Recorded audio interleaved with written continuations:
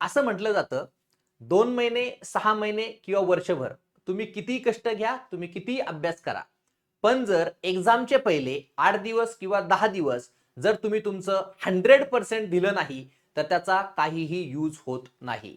सांगण्याचा उद्देश एवढाच आहे की शेवटचे 8 दिवस भूमी अभिलेख एक्झामसाठी शिल्लक आहेत आणि ह्या 8 दिवसाचं तुम्हाला व्यवस्थितपणे युटिलायझेशन करायचं आहे.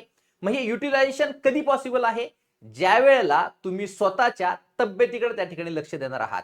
हे 8 दिवस तुमच्यासाठी फार इम्पॉर्टंट आहे. आतापर्यंत 6 महिने असू द्या, 3 महिने असू द्या, 1 महिना असू द्या, 2 महिने असू द्या, जो काही तुम्ही अभ्यास केलेला आहे त्या अभ्यासाला आता आपल्याला रिव्हाइज करायचं आहे. मग आता जर रिव्हाइज करायचं असेल तर आपली तब्येत आपल्याला व्यवस्थित ठेवणं फार गरजेचं असणार आहे.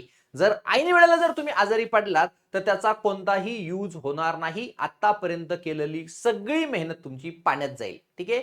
सो सगळ्यात महत्वाचं कॉन्फिडन्स स्वतःवर ठेवा. मी जे काय करतोय, मी जे काही करणार आहे ते 100% योग्य असणार आहे हाच विचार डोक्यामध्ये ठेवा आणि 100% तुमचं द्या. जर तुमचं सिलेक्शन होणारच असेल तर तुम्हाला कुणीही अडवू शकणार नाही.